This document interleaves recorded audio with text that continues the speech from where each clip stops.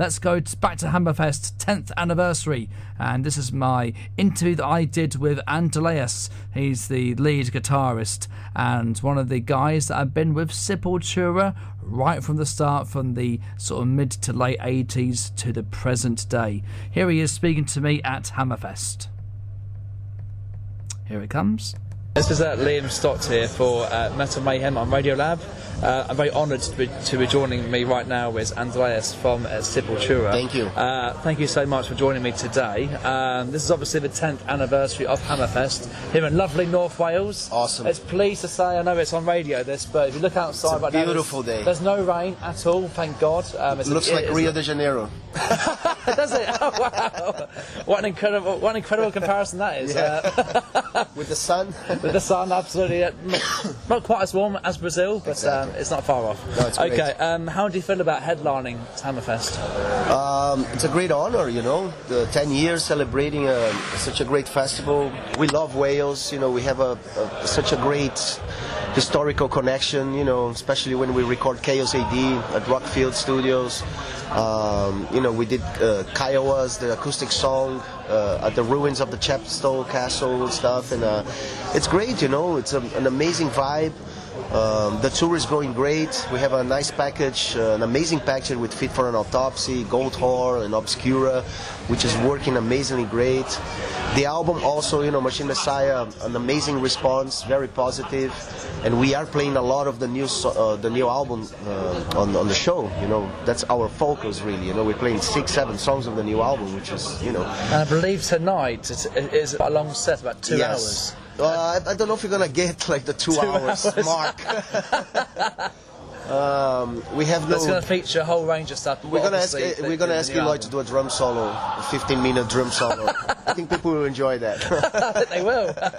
Okay, but yeah, let's pick up on Machine Messiah, shall we? I think it's pretty obvious to say this is probably one of your favourite albums. Do you think? Oh yes, definitely. And why would you say that? Do you think, in terms of its reception or the tracks itself? Usually the latest album, it's always a favorite, you know, because we put a lot of input and effort. We are touring for the album, but this is even more, you know, because I think we achieved something new for Sepultura, you know. I think the connection with Jens Bogren was perfect. He's a very detailed type of producer, you know. He mixed the album, you know, the sound is he understands what Sepultura should be and how it should sound, you know, in an album like this. The suggestion to bring the violins from Tunisia, you know, was amazing. You know, it connected so well with the stuff that we were doing, and I don't know, I think Iceberg Dance is an instrumental song with the acoustic guitar was something that I wished to do that for a long time, you know, do something like that, and in an album we really worked all the details, you know. I mean, the first song of the album, you know, was very thought about it, you know, to have like an opening like Machine Messiah, an introduction to what's coming, and at the same time creates expectations, you know, what's coming next, you know. So, you know, and then I Am the Enemy, Phantom Self with the percussion Brazil. So we thought about all the movements and stuff to keep the listener, you know, hooked, you know, and I think it worked. It sounds like a very sophisticated album. It really does, you know? Because we really, you know, like I said, we were thinking about every little detail, you know, the leads, the bass, the drums, and the vocals, the right word, the right pronunciation, and everything. You know, it was really very different from what we did in the past. I mean, not that it's a bad thing, but we left too many things for this jamming spirit for the last minute, you know, which a lot of stuff came out was really cool, you know. Not that we didn't do on Machine Messiah, we did that kind of stuff, you know, because it's very important that you have the momentum there. So I want to change this, or this is not working, you know, that kind of stuff. But I think we were much more prepared, you know, for Machine Messiah, technically, physically and mentally, you know. It was not an easy album to do, and it's not an easy album to perform as well, you know. So we really need to be on the top of our game to do it, and we are enjoying a lot, you know, doing that, you know, that challenge, you know, that daily battle, you know, which is keep us very much alive and full of energy, you know. It's great. Why did you feel more mentally prepared for this album? Yeah. Because we knew what we wanted to do, you know. The concept really helped us really to focus on what we wanted to do, and choosing to go to Sweden to work at Örebro, which is a very small town where Jens Bogren have his studio and his house. We could completely, you know, get away from the world, basically, and really focus 100% on the album. And that's not easy to do, you know. We have families, we have, you know, the world going on, Donald Trump and football, football, all this kind of stuff, lots you know. of stuff, yeah. But, you know, so that's why, you know, when we were there, you know, Jens liked to work very early, which is something for me it's very hard to do. You know, 7 in the morning he was already up, you know, to start working on guitars and everything, and I had to prepare myself to do that, you know. I don't want to get in conflict just because I don't want to wake up early. That's lame, you know. I mean, that's a mental preparation you have to do, you know. So your body's ready, you know, you're gonna be ready to face your challenges, you know. You like it or not, you know. So that's where you really step up. You go in a different level. You grow up, you know, as person, as a musician, as a professional, you know. So I think we all were on that same mental level, you know. Me, Derek, Paulo, and Eloy, and I think it shows on the album, you know. We really made our best performance possible, you know. And, what's your favourite track on the album? Well, this is a very hard question. You know, the songs are very characteristic, you know, they have a strong characteristic, very different from each other.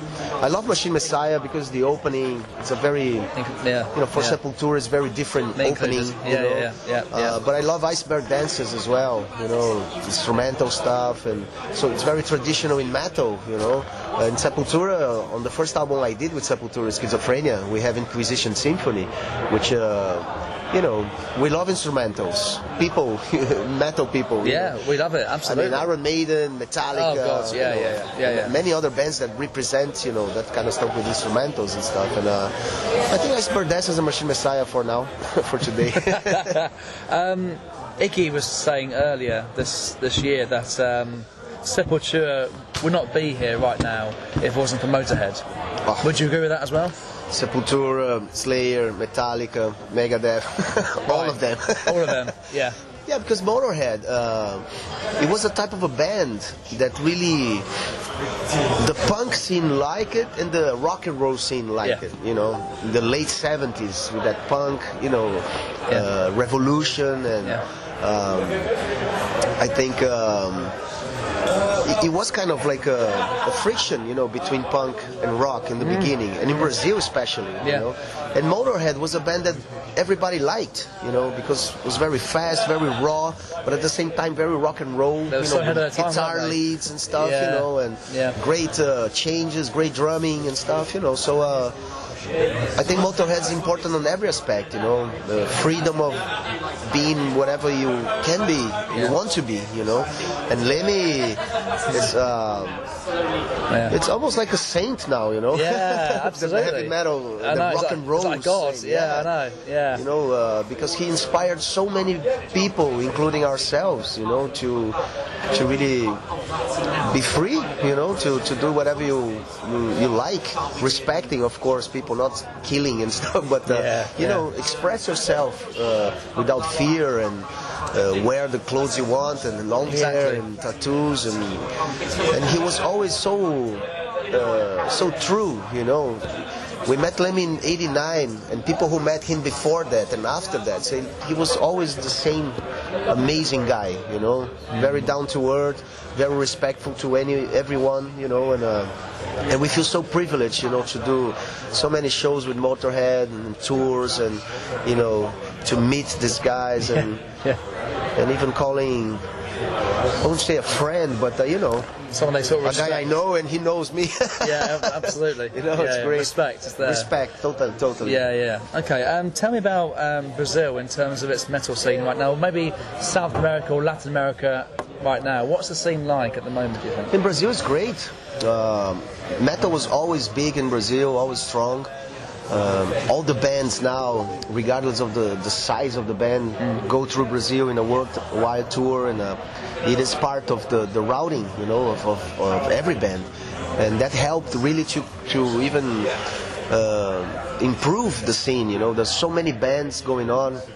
A lot of women as well coming and having, which is good as well. Actually, they're not scared anymore. No, I know. Yeah, I know. We have a band called Nervosa in Brazil. Right. It's like three girls, and right. they're doing an amazing job.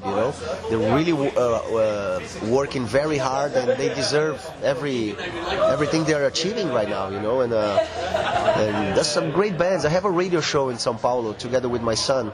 My son is 20 years old, and it's 6 years now that we have the radio show, and we open the room for 80-90% for metal from Brazil, which is so hard for the scene to have a space like that, to show their music, to talk, interviews and stuff. And I see every type of band there, man. It's amazing, how creative the Brazilian can be, to mixture so many different elements and stuff, and melodies. A lot of bands singing in Portuguese, which was also a taboo on the Sepultura early days. Portuguese doesn't fit with heavy music. Right, yeah. At the time, people was really, no, that sucks. But now, you can see more and more bands aggressive and using Portuguese as a way of expression, which is even better if you express in your own language. It's even more truthful. So it's great. It's a scene that is growing, and it's very interesting. A lot of really great, interesting bands. How's things going with Max these days in terms of your relationship with Max? In terms of, I know he's got Cabinet Conspiracy. I have no relationship with him. There's nothing at all now. We have business to do. Right. We have a history, and we have reissues and albums and soundtracks for movies, whatever. There's a lot of stuff that we're gonna have to do together for forever. But that's it. That's the relation we have. And since he left the band, he really didn't look back. No. He's always looking back, but yes, not in that sense. But I think people chose their path, their way, and I respect that. Hopefully he's happier than he was. Excellent. Okay. How do you assess the current lineup of Sepultura? Has gone a few changes over the years. What I say right now, how strong do you think is the lineup today? Oh, the strongest, man. Really? Oh, yeah. Excellent. By far. Yeah. It's hard to judge and to compare. Back in the 80s, Igor created that kind of language. Of course, influenced by Dave Lombardo. Of course. All those great, drummers and stuff. Yeah. But he is Brazilian, and he, naturally he had the Brazilian groove, even though he's not a samba player or a lambada player, whatever. Yeah. Brazilian have that kind of groove naturally because we were born in Brazil. Carnival is a huge popular party, which is on the streets everywhere, every year. Yeah. You go to football games, you see it all the time. And you go to bars and people, whole different culture than around here. So it's very natural, for us. So that's why it was so important to have a Brazilian drummer, always.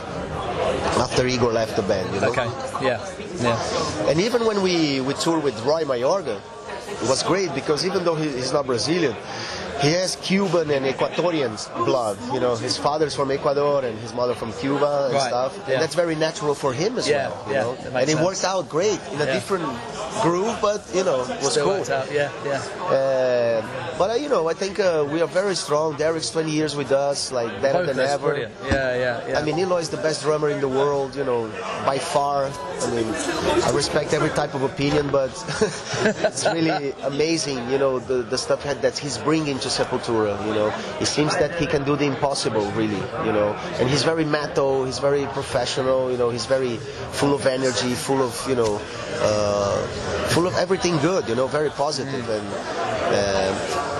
and better than the stage and stuff, because the stage was very sacred for Sepultura all the time. You know, no managers, no label, no nothing. We were working us, you know, the musicians, raw, and that's it. You know? But during those days, Roots and Chaos was crazy. You know? We didn't talk to each other like, you know, managers and lawyers. It was just it was crazy. You know? Nowadays it's amazing. You know, it's very peaceful. It's very organized. We have people working towards a goal, very professional. I mean, it shows all the you know, the production and everything that we are achieving. Relationship with record label. You know, the fans, the social media, everything. You know, everything's much more organized, and of course that helps when we go to the studio and really do the best that we can. You know, because we have everything really prepared for that. You know, so yeah, in that sense, we are living our best moment. You know, stage and off stage. You know, so. It took a lot of work to get here, but it's a fantastic feeling, you know. 34 years of a band. Long time. It's not easy, you know, to keep with all the changes, and not only, you know, vinyl, CD, and, you know, vinyl again, and download, and Napster, and Spotify. Oh God, Napster! My God, I know. You know, because you know we went through all this. I know, you would have gone through all that. This, you know, this changes which still are going on. You know, it's like a huge transition phase. Don't know where we're going, but it's great to be here, man. You know, especially with this momentum and everything. It's fantastic. So the future of Sepultura? Sounds good, man, doesn't it? Yeah, the future Sepultura is the present. Very good answer. A consequence of the present. We have a beautiful 2018 ahead of us. You know, lots of shows coming up across beginning the of world. Fantastic tour. We go, you know, to Japan, to Australia, New Zealand. We come back to Europe in August for festivals. Brazil as well. We're going to Brazil. Brazil, we on and off. We jump back and forth. In Brazil, it's very hard to do like a tour, you know, because we don't have the infrastructure that we have in Europe, like tour buses and stuff. We have to fly in those long ways. Usually we use in Brazil, we usually play weekends, you know. We go Thursday and come back Sunday, stuff like that. You know? Well, any final words you want to say, Andreas, to all the Sepultura fans here at Hammerfest? Just a big thank you, you know. It's a big honor to be here celebrating 10 years of the festival, you know, with this album, with everything. You know, very happy to be here. It's a beautiful day. I think it's going to be an amazing night. Brilliant. Thank you so much for your time. Take care. Thank you.